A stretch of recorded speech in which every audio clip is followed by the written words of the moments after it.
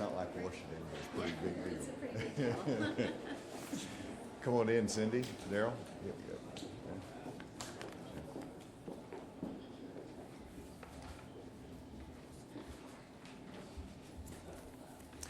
Thank you for joining me today for this important announcement. I want to welcome Administrator Seema Verma back to Arkansas.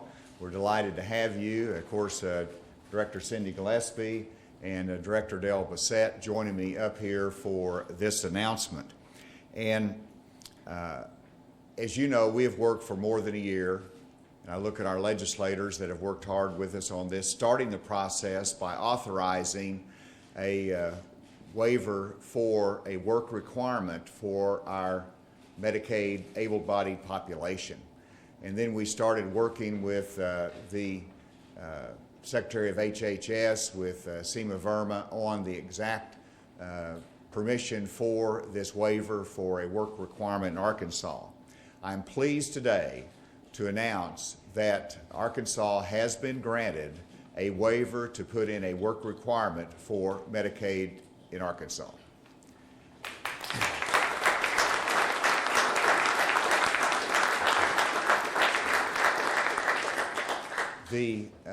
And Administrator Verma will be speaking shortly and to elaborate on this, but the announcement today includes a complete granting of the waiver, except for the portion of the waiver that would reduce the Medicaid coverage down to 100% of the federal poverty level.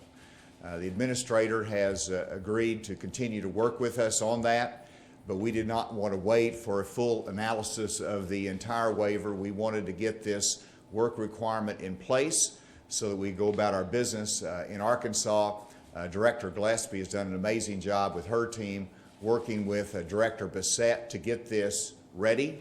And Arkansas will be the third state to be granted a work requirement waiver, but I expect that we will be the first state in the nation to actually implement the work requirement. And that is because we're ready with our systems. This will be going fairly quickly, and we've got our processes down. And this is good news for Arkansas because this is not about punishing anyone. It's about giving people an opportunity to work. It's to give them the training that they need. It's to help them to move out of poverty and up the economic ladder.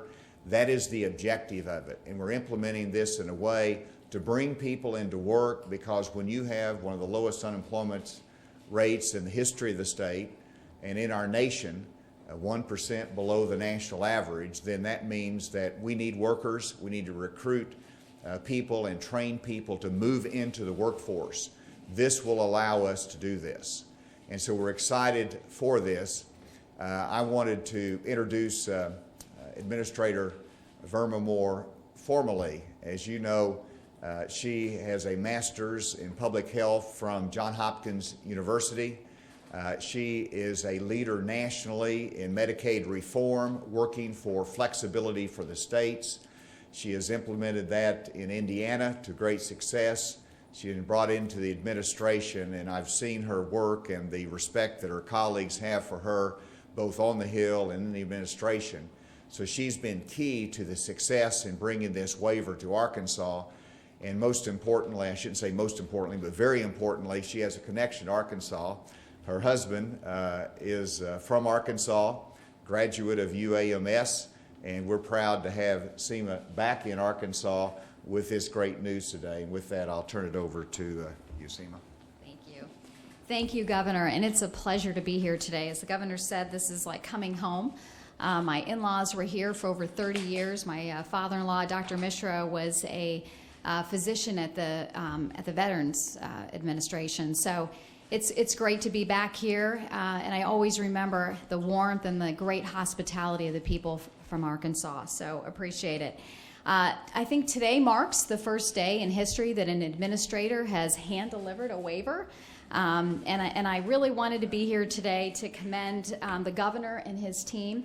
They've done an outstanding job putting together a wonderful proposal that's all about community engagement, and it's about helping people to rise out of poverty and to achieve the American dream. You know, as I look at my time in the Medicaid program, there's a couple of things that I want to highlight. First of all, I think that states are always in the best position to think about what's going to work best in their state. They're closer to the people that they serve, and they understand what's needed in their communities. When I was working in the Medicaid program on behalf of states in Indiana and other areas, one of the things that I found was that CMS was not always a willing partner. But it's my aim and the aim of this administration with President Trump and Secretary Azar to really change how CMS is working with states. We are committed to working with states and being true partners and helping them get to where they want to go. In terms of community engagement, we have received an overwhelming response and requests from states that want to put these types of programs together. They want to help individuals that are around the poverty or living in poverty or around the poverty line and help them to have a better life. And as I've talked to people that are on the Medicaid program, folks don't want to be there. They want a better life. And it's easy to just hand people a health insurance card, but it's a much harder task to help them make the changes to move out of the Medicaid program and hopefully to a better life, to a new job that provides health insurance. I'm so impressed with the team here, with Director Gillespie and Director Bissett. You guys have done an amazing job. You know, from the policy level, from the CMS level, you enact a policy, but it's an entirely different thing to see something when it's actually enacted and what's happening on the ground level. Was so impressed today hearing about what's in place and how well prepared Arkansas is to implement this waiver. Today I heard about the Cna Program, which is a program from one of the associations that's dedicated to training individuals in a certified nurse's position for people that may be looking for a new type of employment. They're willing to do the training and also to provide employment. And also the support of the universities to help individuals that are looking for training. And what's amazing is just to see the entire Arkansas community come together and help people rise out of poverty. So it is exciting to be here today and look forward to working with the state. And again, it's a pleasure to be here, so thank you.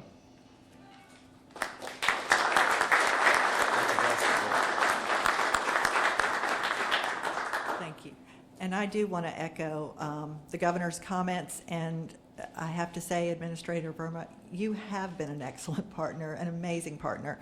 It has been wonderful to have you there, and to the CMS that we are working with today is one that clearly knows that the states are where we have to implement, and your willingness to work with us and to be a true partner we have felt and we truly appreciate. We have an amazing group in this room today. Many of you have been involved over the last year and a half. You have helped you've helped get this to this point. We have a program we will launch very quickly, and we'll be able to launch it quickly because our legislature has worked with us, because our carriers, because our providers, our hospitals, our education community, so many have worked with us to get it to this point. We'll lay out a full schedule later this week, but just to give you a couple of highlights, we do expect to put out the notice to start the program by March 15th of this month, and then we will bring the portal. Our program requires reporting through a portal. We'll bring the portal live on March 30th. The first week of April, all the individuals in Arkansas Works that will be subject to the work requirement will get their individual letter, and the first group required to begin reporting activities will begin those reports June 1st. So we'll, like I said, later this week we will give you a very detailed schedule and implementation plan, but that shows you how rapidly we are prepared to move.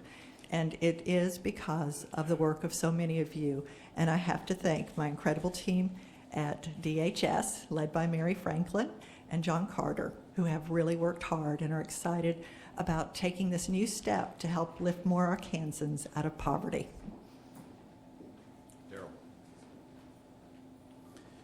Madam Secretary, we certainly appreciate your help in D.C., and Governor, appreciate your leadership here in the state. And obviously Director Gillespie's work, along with her staff at DHS, has really made this possible. We're looking at this as an opportunity from our perspective at DWS. It's an opportunity, as you've heard from previous speakers, to lift people out of poverty. We're looking at this as really an opportunity to offer a hands up to our Kansans who may be unemployed, may be underemployed, and be able to offer them a view of the services, the plethora of services that we have, wraparound services, to help them overcome barriers that they've experienced in the past and that they might be experiencing now that are keeping them from the workplace.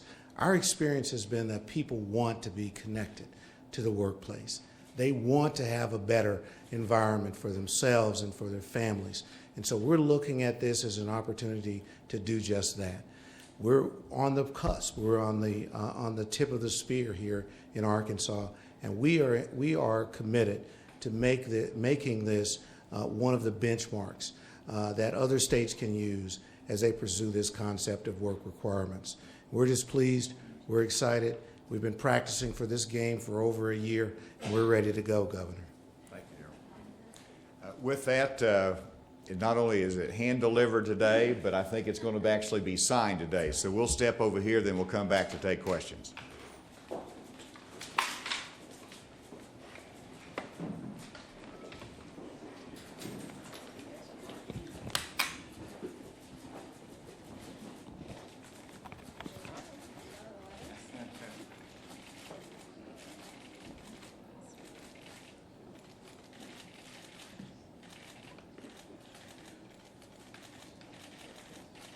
Now you got to hand it to me. That's right. Here you go, Governor. Hand delivered.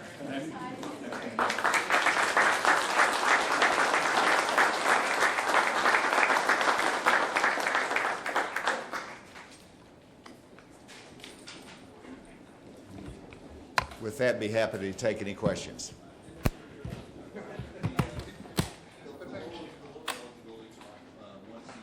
What's the status on that? What's kind of the hang-up? Why that part wasn't approved as part of this waiver? Well, as the governor said, we're still working through some issues in that particular area, but we wanted to move forward on the community engagement and work requirement piece. We think that's so important to the people of Arkansas and helping people rise out of poverty, and so we wanted to make sure that we were moving as quickly as possible on the areas of the waiver that we were prepared to go forward with. Is it a matter of that you're concerned that if you granted this waiver to increase the income threshold, you're concerned that that opened the door to other states that are non-Medicaid expansion states to come in, expand through that? We're continuing to work through the issues regarding that. I think our focus today was really moving ahead on community engagement. What we've seen is that this has been such a popular initiative. This is the third state. We have 8 other states that are in the hopper with proposals that they've already submitted, and we've heard from 9 other states that are interested in moving forward on this. And could I add that when I attended the National Governors Association, I had a very good meeting with Secretary Azar, and Administrator Verma was there as well. And that was really the first opportunity I had to talk to him after he's been confirmed about the thinking behind that movement to 100% of federal poverty level. He was very open to it. He assured that they would continue to look at that. And so I think it's a work in progress, but again, we did not want to delay the implementation of this very significant waiver today. What sort of research did you use to come to the conclusion that the work requirement will enable more people to get jobs that have health insurance? Well, you can see we put out what we call a Medicaid director, state Medicaid director, earlier this year in January. And you can see in that letter that we cite some of the particular research that we know that has indicated that work can have a very positive impact on individuals' health outcomes. We've also seen in the disabled community as well that Medicaid has historically had a strong emphasis on work and recognizes the importance of work to somebody's overall well-being. Are you concerned about the people who will lose coverage because they didn't comply with the work requirement, and what's going to happen to them? You know, I've been so impressed with the Arkansas proposal, and it's very consistent with what we've asked for on the national level in terms of what CMS would approve. And what the state has done is really made some what I call some very reasonable accommodations. So there are exemptions for people that have substance abuse disorder. There are exemptions for parents that perhaps are taking care of a child. And there's also some age exemptions as well. So I think they've done a really good job of thinking through some of the individuals that may or may not be able to participate in the workforce and in community engagement, and they've developed a very reasonable, thoughtful approach to ensuring that those exemptions are available. We've had some issues in the past with people losing Medicaid because of that they didn't meet eligibility requirements and just paperwork issues. So do you have any concerns about this additional compliance burden causing eligible beneficiaries to lose coverage so they should not be losing coverage? I think Cindy probably. Well, we've got so much that is wrapping around these individuals this time, all right? We have, not only do they have to go through 3 months of noncompliance before they could lose coverage, they also will have the Arkansas Foundation for Medical Care, who we are engaging to do outreach to them. These are individuals who are in a qualified health plan, meaning there is an insurance carrier that is also involved. And so the individual will be notified every month. It won't be a situation where they are surprised. They'll be notified every month whether or not they're in compliance. If they're not in compliance, they'll be notified. Their insurance carrier will know that they're not in compliance that month. So there will be an aggressive and active outreach program for them. It won't be like the situations you're discussing where someone got one notice and then was surprised when they lost coverage.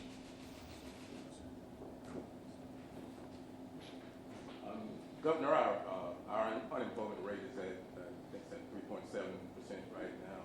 What type of training are we looking at to prepare this workforce to enter the workforce? That has always been a difficulty in Arkansas in providing those for that level. Well, it's broad. Whenever you look at the needs of our industry, it could be healthcare workers, it could be welders, it could be those that are in the computer science field. And as we had a previous conversation with some educators as well as medical care providers, they pointed out that this actually fits in very well with our Arkansas Futures Grant, in which by region you determine the high need fields of employment.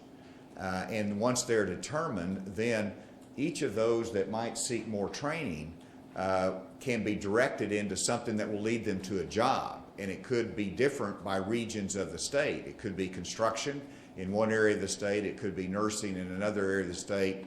It could be technology in another area of the state. And so that is, I think, very good news that, one, this is going to be locally determined, the needs of the workforce. Secondly, the training that Director Bissett will implement will be available. Then thirdly, it will be this Arkansas Futures Grant that we intentionally did not make only available to traditional students, but it is also available to non-traditional students. How much is that grant? Well, the grant is sufficient for 2 years of education or certificate. So it would be for it could be, again, for a proficiency in manufacturing, or it could be for a 2-year degree. Governor, it's a popular program. Its enrollment appears to be ahead of what projections were. And this is all happening while the economy is getting moving again.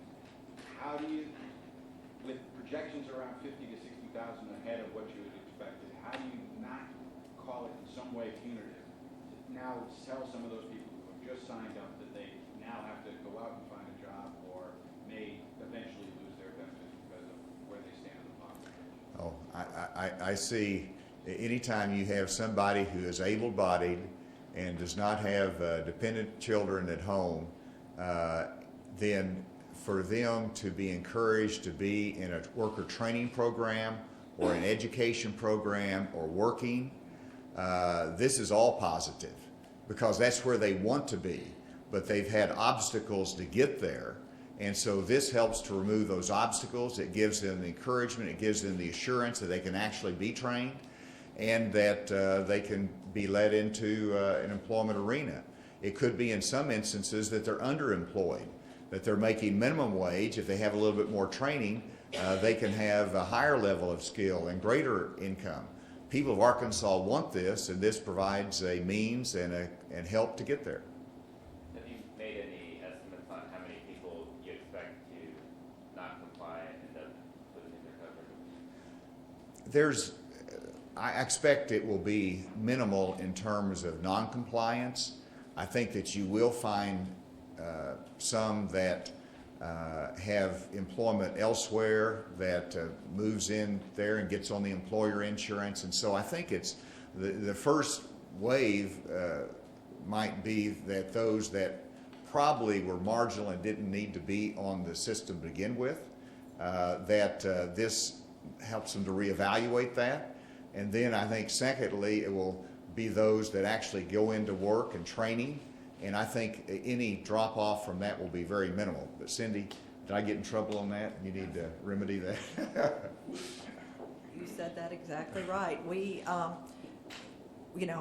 to be perfectly blunt, our hope is that we end up with the people who leave the program are leaving because they now have insurance in another way. They've actually moved up the income ladder, and that's what we're trying to wrap around them to do. We see all the time when we deal with individuals, it is amazing how little they know the services that are available to them in the state, that are available for free, that can help them. They are not aware of what can come through Director Bassett's operation, nor are they aware of what they can get through education. So just getting them connected to services is a huge step forward in our minds. So, I mean, outreach costs money and takes time as well. You mentioned the contracting with Arkansas Foundation about often the carriers doing some kind of outreach there, and that's the main cost of that outreach effort.